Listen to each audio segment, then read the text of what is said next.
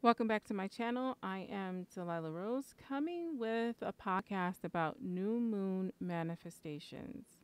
We are headed to a new moon July 28th, 2022. It is called the Sturgeon new moon. It is called that because it heads into Leo season and the August, as it suggests, the Sturgeon run. Um, so, discussing the new moon manifestations, we use the new moon to manifest and we use the full moon to release. I am of the belief that um, I'm going to do whatever my spirit guides and guide me to do, right? So when you talk about spirituality, it's very fluid and it's very individualized. Um, you're going to have people who's going to tell you that this is wrong. Whenever you hear someone saying that your spirituality is wrong, I would try to move far away from that person because that person is trying to control how you connect to spirit, and that's a no no, for me at least. But we're going to talk about manifesting on the new moon. And in particular, what I do or what I incorporate. So there's a few things I incorporate. Number one is I like to take a spiritual bath, and it doesn't have to be complicated. If you want to, you can add herbs and oils, essential oils that correspond to whatever it is you're trying to manifest. I just simply take a salt water bath, right? So wash up, take a bucket of salt water, dump it on my head, rinse, and I get out. Very simple. I think sometimes we overcomplicate things, but if it works for you, if you like to set the whole mood and scene, again, do whatever works for you because it helps you to turn on that mindset to manifest. So again, whatever works for you. Um, so after I do that, I like to set my candle out, which is most of the time a white candle. I might light a green candle for money. Um, or a blue or purple candle, depending on, if I'm trying to really manifest some insight. But it's most of the time, 96% of the time, it's going to be a plain white candle, and I'm going to have a plain quartz crystal um, on hand to boost my manifestations and my intentions. I also like to listen to positive music. So, positive, high vibrational music, and it could be anything. The lyrics also should be of high vibration. There shouldn't be any killing, murder, stealing, um, cheating. That should not be a part of your manifestations because words have power. Words are manifestations, words are spells, right? You're casting. So you want to have everything in a positive energy to go along with whatever it is your intention is. Um, so I like to do that. Most importantly, dedicate 10 to 20 minutes at least with zero cell phone. No cell phone, no outside interruption, right? At that time, you don't want anything to break your meditation. So if you have the ability to sit outside, I would suggest you do that. If you don't have the ability to sit outside, sit by the window. That's my personal preference. If you're into scrying, you can also sit by a mirror in a dark room, not facing it, but kind of just seeing into the mirror and seeing if you see any information spirit gives you. Let's see here. I also sometimes trust my candles. So if whatever it is my intention is, I find the corresponding essential oil or herb, and I trust my candle by either putting it on top if it's in a glass votive, or if it's a like a candlestick, I rub the candlestick with my essential oil, And I also crush up some herbs and dress the candle with that. Um, Make sure that you have a pen and paper handy because you want to write your intention. Now, I'm very repetitive. That's what works for me. So I'm writing my intention about 7 times over and over and over again. I'm also speaking it as I'm writing it. If if you're not alone and you can't speak it out loud, then mouth it. Um, it just helps to get you again in that meditative focused state because you want to be hyper focused as much as possible during this time. And if you have a little bit OCD, repeating it out loud helps you concentrate. So the action of writing and repeating helps you to focus. So I also I grab my little incense burner here. Any fire safe material. I like to put some sage in here. I like to put some bay leaf in here. I'm also write my intention on the bay leaf, like one word, right? One money or a number or a name, and you put it in your burner. And then I like to burn. So I take my piece of paper, I place it in here, and I burn it.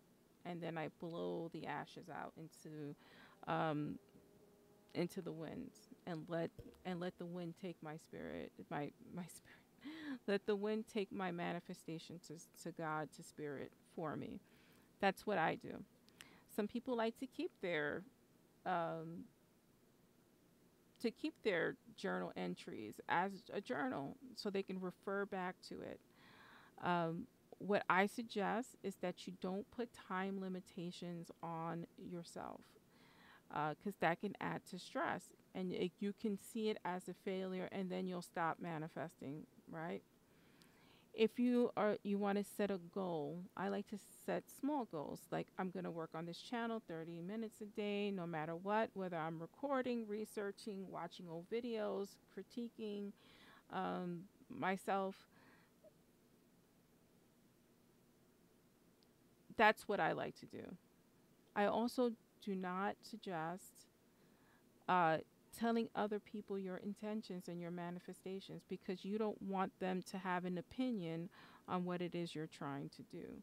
You also don't want them to set a time limit or to use negative words because they're casting spells with that negative word or that criticism, and then you're soaking that in, and that also defeats the purpose of you trying to manifest. So we don't want that to happen. I also like to incorporate oracle cards. So my favorite oracle cards to use are the Moonology decks, both of them. So I have the classic Moonology, and then I have the Moonology Manifestations, and then I also have the Queen of the Moon oracle card deck. And then I draw a card from each, or if Spirit wants me to get more cards, I let the Spirit guide me, and it helps me to focus. It keeps me hyper tuned and hyper aware, right? Um, let's see here. Also, grids, right? Something that I wasn't sure if I wanted to touch upon, but I'm going to touch upon gridding. So this is what a grid looks like. Now, it doesn't have to be this elaborate, um, but it's a way of visualizing your manifestations every day. So you put it on a small grid board. Let me just get a board out. You set it upon a grid board in whatever pattern you want. You put a manifestor or generator in the middle, which is normally a tower, and or it can be a sphere. And then you activate your grid board, by going counterclockwise a certain number of times.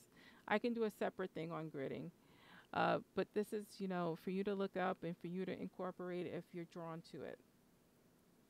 And that way you can see what it is you need to work on every day. Like some people need that visual reminder. I use vision boards for that. So I make a vision board with pictures and keywords that help remind me of what it is I'm trying to manifest. And I have it on my screensaver, my refrigerator, on my phone, so that I'm visually seeing this every day. Um, Back in the old days, people just used the moon phases, right? This is a calendar. The number of moon phases we have in a month is an actual calendar that our ancestors used as a guide. And we can use that as a guide too. Also solar flares. Um, and that's all this is using Mother Nature, God, Spirit, creation as an energy boost for us to accomplish things, right? That's why we have them here. It's to help us, it's to assist us, for us to use. And so this is a way of keeping yourself on track. That's what I like to use it for. It allows me to be hyper focused. Um, and it's something I do again by myself. Uh, to make sure I'm practicing a little bit of self-care, and at the end of the day this is a little bit of self-care. I also use it to pray for other people, for my daughter, for my husband, for the health of my family, and I set those intentions as well. um, and you can too. Some people like to wrap paper on a balloon and send it up to the ethers. We all know balloons are not good for the earth, so I don't suggest using that, but again, I'm not here to judge, and you do what benefits you. I think that's it. I think that's all I wanted to discuss at this time. I don't think I mentioned that uh, Mercury is conjoining Uranus at this time. And so this is a time for the unexpected. So if I didn't mention that before, I'm not an astrologer, but I do look at the astrology of what's happening, because again, we can use the astrology to help manifest and to watch out for things such as the unexpected. I know it's hard to do that, but we can expect the unexpected, if especially at this time that is heightened, that may happen. And I think that that's all I have for you. Please leave me a suggestion. I've literally recorded this thing like 6 times because I had a mic situation. And so, like, the mouth was off with the audio or it was garbled. So, I think that's all I have to say for now. Please drop me a comment. Um, if you go to my website, delilahspiritualspot.com, is in the description. You can send me an email, and I will be responsive. And I'll see you next time. Thank you.